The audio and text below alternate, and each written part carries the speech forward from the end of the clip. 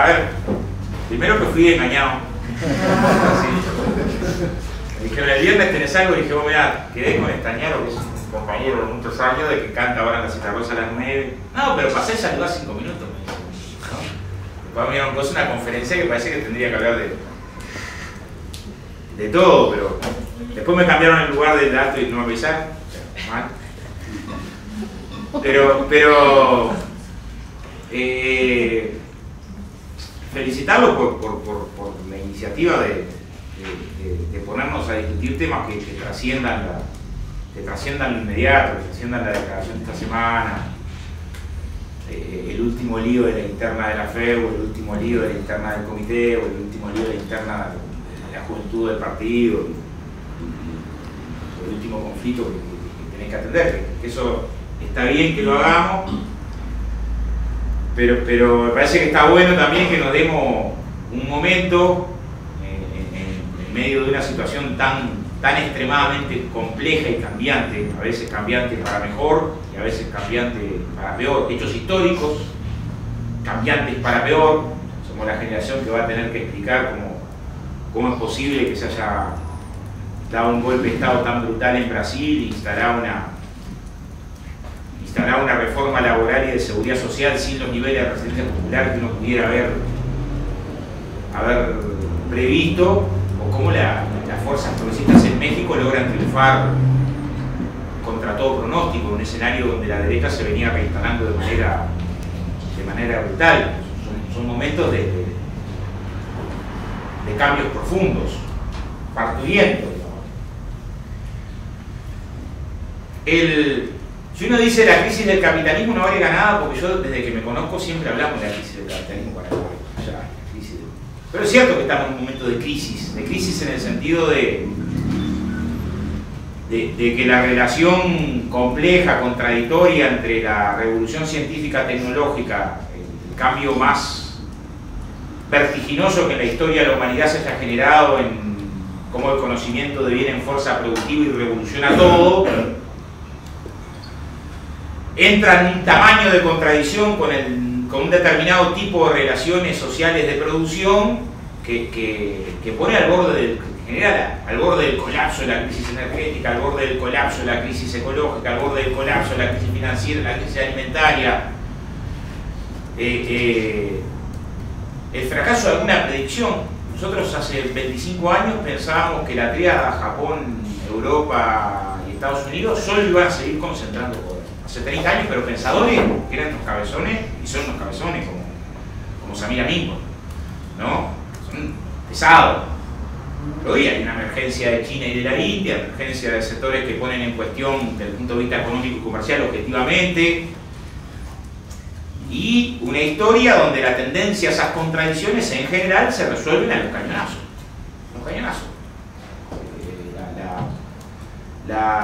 El incremento de la disputa por los recursos naturales se puede resolver de forma civilizada si superamos el capitalismo, pero el marco del capitalismo se va a resolver a los cañonazos, con barbarie. Estamos en un momento donde es barbarie lo de los muertos tratando de entrar a Europa. Va a ser muy difícil de explicar a una civilización más decente. Es decir, ustedes eran los que convivían con esa situación dramática, ¿y qué hacían? Nos acostumbramos. Increíble. Nos acostumbrábamos a enterarnos diariamente de que hay personas refugiadas de guerra que se meten en un campo de concentración y mueren. Después miramos el nazismo, no sé qué, como hechos superados en la historia. Gran drama.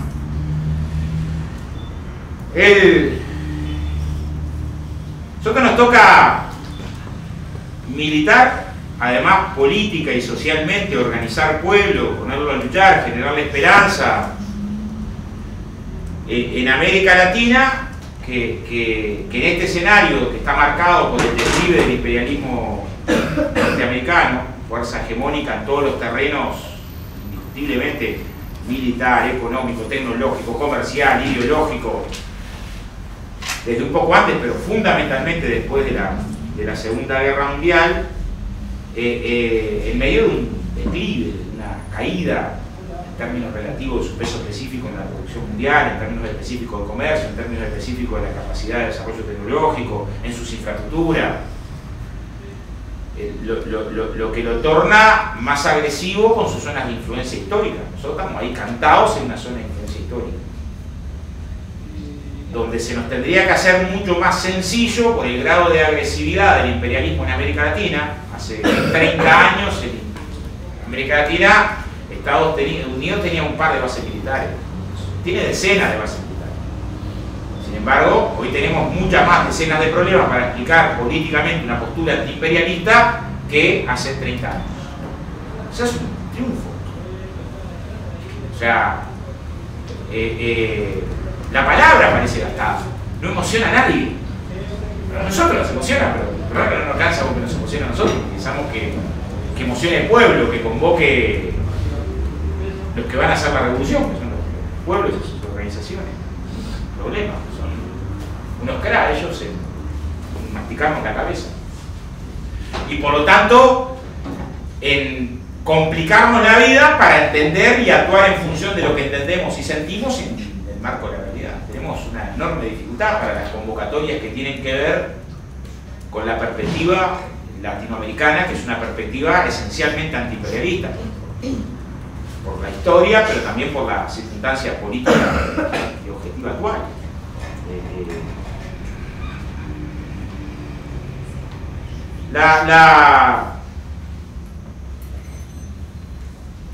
La influencia del imperialismo norteamericano en América Latina es clave para entender por qué América Latina es la zona más desigual del planeta. En cómo se sembraron dictaduras en el continente, en cómo se aplicaron un conjunto de políticas neoliberales, en cómo es clave. Fue clave ayer y es clave hoy. Y la discusión política de la izquierda, que ubica como una perspectiva política la definición del antiimperialismo y de las transformaciones productivas para un papel diferente en la división internacional del trabajo, pensado en otras fuerzas sociales al comando de esa dirección económica, hoy es más compleja de entender.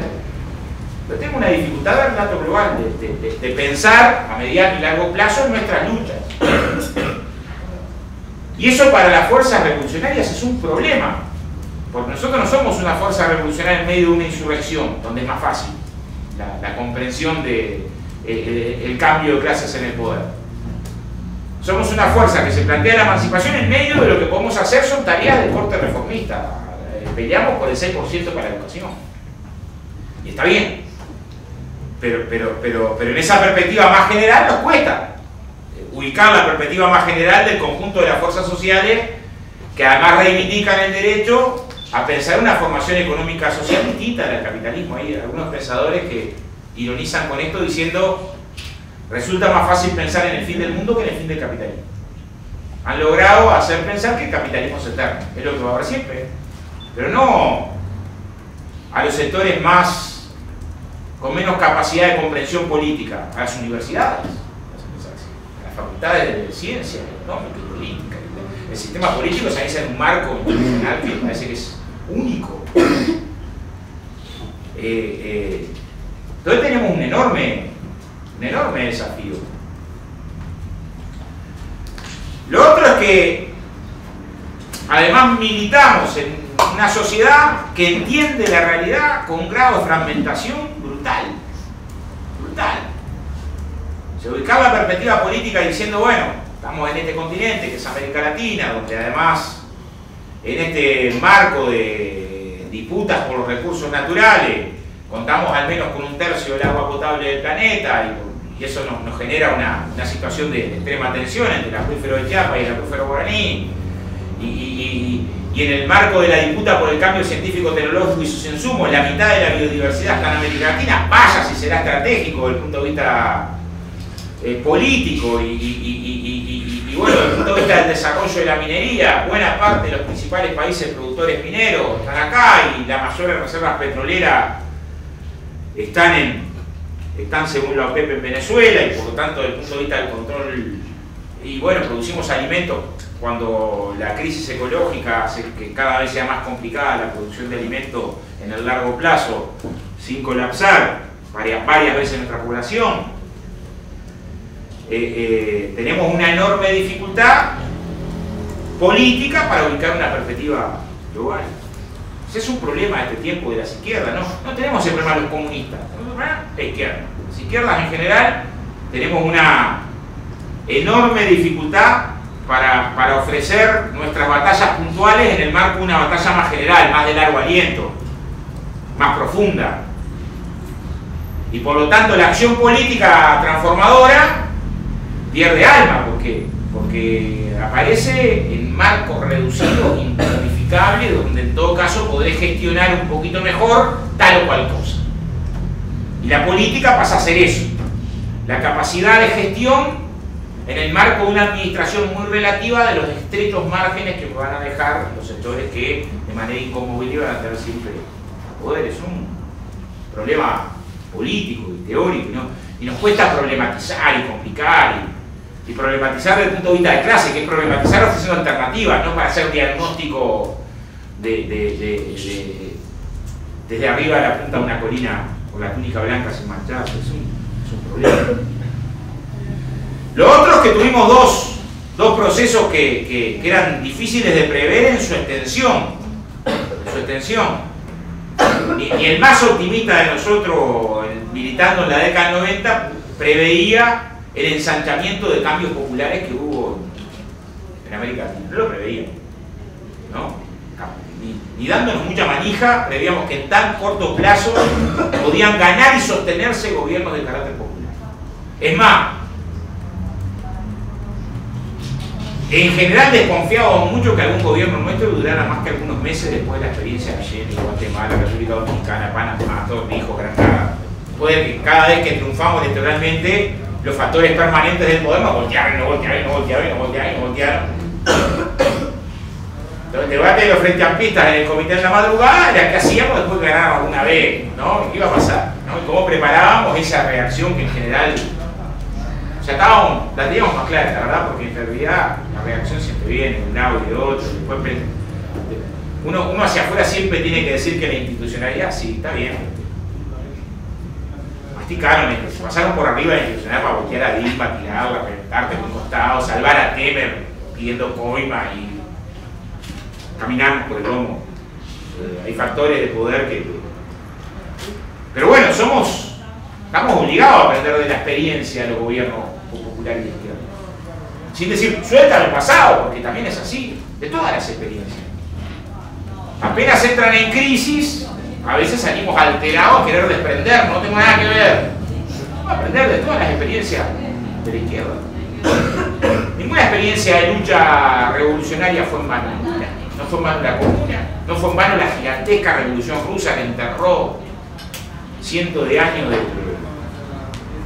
del imperio más atrasado zarista y fue clave en la descolonización y inspiró una tradición que inspiró a millones en la lucha por una sociedad nueva. También trajo consigo dogmatismos insólitos para el campo intelectual y de investigación. También nosotros estamos obligados a inspirar a millones y no promover lo otro. Eso es aprender de las revoluciones en brochas gruesas.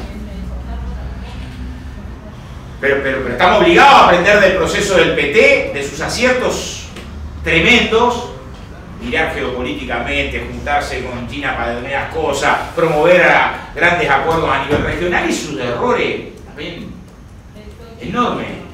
Desprenderse de su base social, desmovilizarla, desprenderse del movimiento sindical, enamorarse, ¿no? Institucionarse de manera grosera y las desviaciones de fenómenos de corrupción. Todo eso hubo siempre en Brasil, pero claro que los de izquierda valen 500 millones de veces más caro. De forma, un fenómeno de... Estamos obligados a aprender del proceso de Venezuela, obligados a aprender su perspectiva latinoamericana, Telesur, intentar combinar con la CELAC, vincular en Petrocaribe formas de comunicación y también sus errores, su debilidad, un movimiento sindical extremadamente débil, algunos procesos en la conducción. También estamos obligados a aprender. Salvo que nos creamos tan arrogantes que somos los campeones del mundo, donde en la izquierda estamos vacunados de todos los problemas y tenemos de frente 200 millones de contradicciones bacanas, a las que también tenemos que enseñarle y aprender al proceso político de la izquierda. Pero vivimos un momento inédito en América Latina que tenemos que valorarlo porque fue hijo de las luchas y enterrarlo implica enterrar las luchas que lo construyeron. heroicas, todas, con mucha sangre en la calle, la lucha contra la dictadura, la lucha contra el neoliberalismo. Nos enseñaron que hay sujetos sociales que trajeron lo nuevo. Muchos de los triunfos nacieron del movimiento social. Hasta del movimiento social más que de los partidos. En Ecuador, la forja de la acumulación política de la izquierda que puso a Correa fue mucho más del movimiento indigenista, de los movimientos sociales, que de los partidos. En Bolivia lo mismo. Y otro proceso distinto, aprenderlo. Esa relación contradictoria entre movimiento social, partido, movimiento social, recrearla, repensarla, ubicar las formas de acumulación.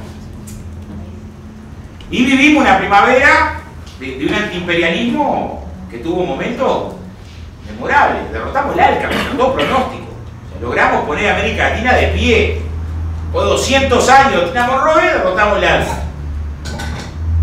Y Correa no le rehabilitó la base militar en Manta. Y cuando intentaron dar el golpe de Estado a Evo, todo UNASUR fue para ahí. Y Argentina tuvo una actitud muy digna desde el punto de vista de ayuda técnica para las cuestiones petroleras cuando quisieron hacerle sabotaje, echaron al embajador. Y hasta el punto de vista militar hubo ensayos de Venezuela con Rusia que demostró independencia, más allá Bueno, no se quedaron quietos y nos dieron una paliza histórica. Y nos dieron una paliza. Y ahora tenemos que recuperarnos de una paliza en todos los terrenos. En todos los terrenos. Si alguien sale a preguntar a quién le importa que lo de Curuguatay fue montado y el golpe de Estado a Lugo, resulta que nos mintieron otra vez. Nos mintieron, están los defensores de los derechos humanos, nos mintieron otra vez, ¿no? Y que teníamos razón, a nadie le importa nada porque pensamos lo que ellos quieren que piensen. Y nadie quiere que piensemos de cómo operó el imperialismo en reventar el proceso de Paraguay, que era el eslabón de los más débiles que teníamos. De los más débiles que teníamos, también conquistamos con los más débiles de lo que teníamos. Los lugares que estaban más flacos fueron los primeros en masticarnos. Paraguay casi no tenía Estado, el Estado estaba formado. Yo tengo una reunión, me acuerdo, con el ministro de Trabajo de Paraguay en esa transición. No, Lugo había planteado en 100 días combatir la informalidad y tenía 2 autos para salir a inspeccionar todo Paraguay y un funcionario corrupto. ¿No? O sea, y también que Lugo era más bueno. Lugo poco después del golpe estuvo acá. Y bueno, nosotros pensamos lo que ellos quieren que piensen. ¿Qué se pensaba en Paraguay? La delincuencia, la violencia, la seguridad, no se puede más vivir así, qué horrible, qué espantoso, ¿no? Y Lugo, que es muy bueno, pero no muy estratega, puso un facho al frente del Ministerio del Interior para dar, ponga su vía, para dar tranquilidad. ¿Y qué hizo el facho? Nos decía acá, me dio un golpe. ¿Y qué va a hacer un facho? ¿Qué le podés pedir que haga? ¿Qué le podés pedir que haga? ¿No? Tuvimos reunión en la central, yo me quería matar, ¿no? Y dice, no, pero fue una forma para aplacar la campaña tan dura de tratar de amainar, y justo conspiró para dar un brutal golpe de Estado. Y el grado de resistencia popular que hubo fue flaco, y después empezó un grado de represión muy duro, y ya nadie habla de la seguridad, por más que hay los mismos problemas que había con Lugo. Como nadie habla de la seguridad en la Argentina. Es un drama la seguridad en la Argentina. Por lo tanto, había que poner mano dura y ya, no importa la seguridad ahora en la Argentina, y no es problema ahora la seguridad. Porque en general pensamos lo que ellos quieren que piensen. Nos meten los temas en la agenda, es una capacidad brutal de la forma en la que nos dominan. Cuando reflexionemos acerca de nuestras dificultades para sostener, una de las dificultades es que no tuvimos la capacidad de crear también en los medios de comunicación medios que pudieran dar combate a la influencia brutal que tienen los que nos hacen entender y sentir y promover determinada forma de interpretar la realidad y la vida. Celaya, o sea, nosotros nos van a tomar de cómo puede ser que le dieron un golpe a Celaya por plantear la posibilidad de una reelección, y acabamos de tener la reelección de quien le dio el golpe sin ningún problema. Todo el mundo le parece maravilloso. Y cuando se dio el golpe a Celaya, estaba bien dado el golpe porque había violado la Constitución, porque había intentado pensar en la reelección. Está claro que lo más grave que tenemos en Honduras ahora no es la reelección, es que además de la reelección hubo fraude, y echaron los operadores internacionales, y hubo represión, y hubo muertos, y hubo, pero a nadie le importa Honduras porque no quieren que nos importe Honduras. Y el gran problema nuestro es que tampoco logramos que a nadie le importe Honduras. La izquierda no logra que generemos campañas, comités, acciones y relaciones de solidaridad con esas organizaciones que precisan relaciones de solidaridad de nuestra América Latina sangrante, porque nos cuesta construir una perspectiva y una práctica antiimperialista, pero por ahora lo vamos a construir. Porque parte de construirla es reflexionar acerca de que también ahí está la disputa, que le da significado a nuestras luchas. De por qué reflexionamos también acerca de los, sin concesiones, acerca de las debilidades de los procesos en América Latina, también cuando estemos al timón, pero lo hacemos en esta perspectiva antiimperialista hasta que nos demuestren que esta perspectiva es una perspectiva obsoleta del siglo XVI, que nada tiene que ver con el papel del imperialismo ahora, o porque no existe, o porque es distinto, o porque no está pensando en intereses iguales. Por suerte el imperialismo nos ayuda. Vuelta y media salen los informes, la cuarta flota hoy anda a la vuelta, y hay toda una forma de querer mirar y de poder entender de que sigue teniendo significado la característica política sobre la cual conformamos la fuerza de izquierda en Uruguay. Vamos a tener dificultades para reafirmar estos contenidos en el Congreso del Frente, por más que ganamos esta discusión en el Congreso del Frente, en que el Frente Amplio se pare de una postura que ubique sus luchas en este escenario más general. Los gobiernos de izquierda significaron un avance en democracia indiscutible y una transferencia a los sectores sociales más vulnerados indiscutible. Todo eso significaron conquistas sociales. Y ahí tenemos también que aprender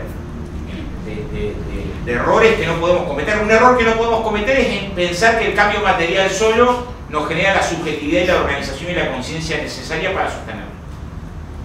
Que en parte se cometió. Hubo varios procesos y no, pero acá mirá, el índice te bajó tanta gente de la pobreza, de indigencia, allá y acá, entra más negro a la universidad, antes no entraba ninguno. Entonces, ¿no? ¿Con qué me voltean este proceso? Había compañeros del PT en Brasil que se miraban en el gobierno 100 años para adelante. Si era tan evidente algunas transformaciones materiales que se lograron, que era o en Ecuador. Ese es un error. Otro error es no valorar esas reformas. Son reformas. No hubo cambios que implicaron un cambio de clases en el poder. El poder siguió donde estaba, esencialmente. El poder económico, el poder financiero, el poder mediático. América Latina siguió esencialmente concentrado donde estaba. Y a veces el desaliento por la no revolución hecha generó también que vastos sectores dijeran, estas reformas no son muy importantes. Bueno, ya está, ¿no? O sea, lo que implicó el neoliberalismo de Temer en 2 años demuestra que todas esas reformas eran clave, ¿no? Nadie puede sostener esa discusión, ¿no?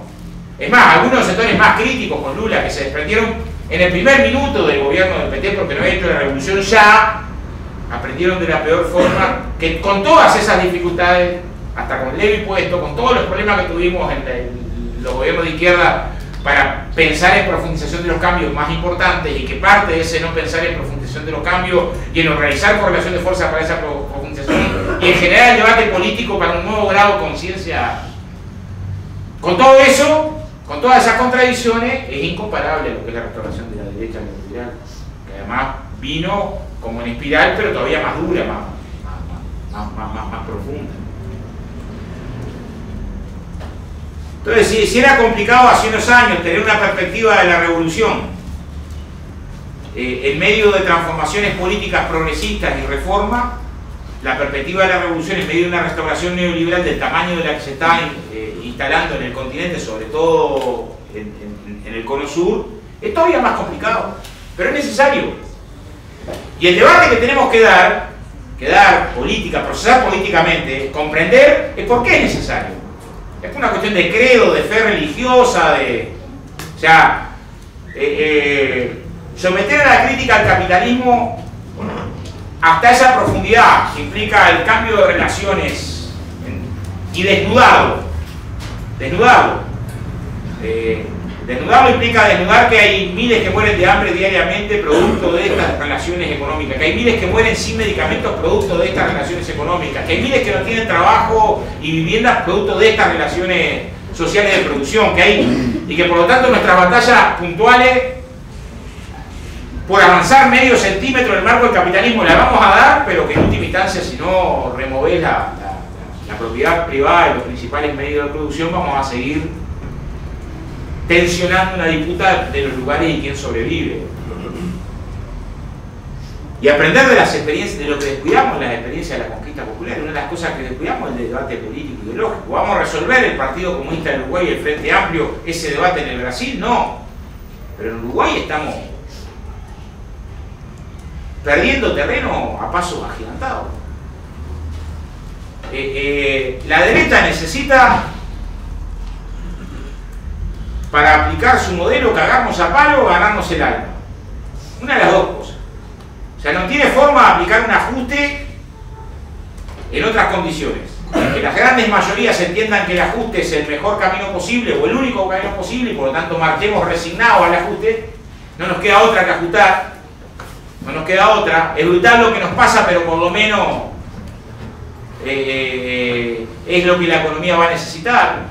Uno escucha entrevistas en la Argentina de gente que dice, gano mucho menos, vivo peor, pero bueno, es lo que hay que hacer, ¿no? Vos tenés que matar, ¿no?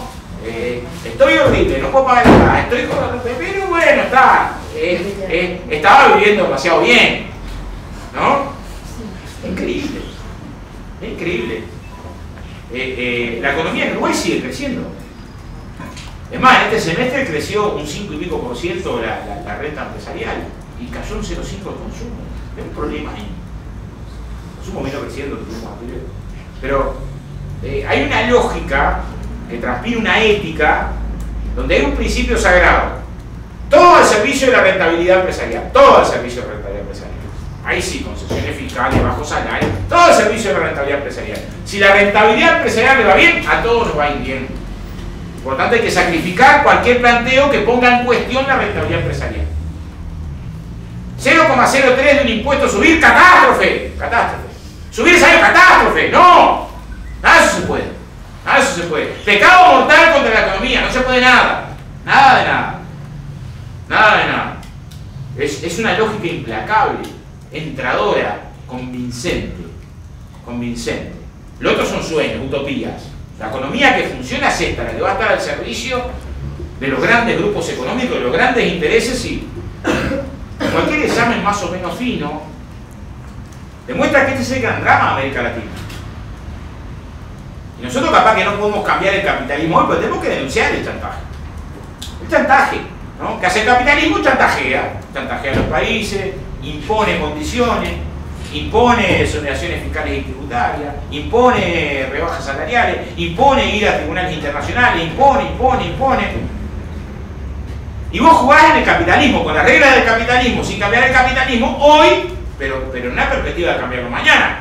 Al menos acumulás en términos críticos, de dar batallas parciales mirando esa batalla general, generando conciencia para tener la fuerza suficiente, que es nacional y es internacional. Por lo tanto, el internacionalismo es un componente de solidaridad, pero es de necesidad. No hay transformación sostenida en el Uruguay si no es acompañada del proceso de los cambios, y estamos obligados a creer que las luchas en Brasil, en la Argentina, derrotarán a Macri y a Temer y generarán un momento nuevo. Y tendremos triunfos ahí y trataremos de acompañar y ser solidarios con esos triunfos ahí para ofrecer un segundo momento de acumulación y de ofensiva, aprendiendo de las experiencias que tuvimos recientemente, de las cosas que no podemos descuidar.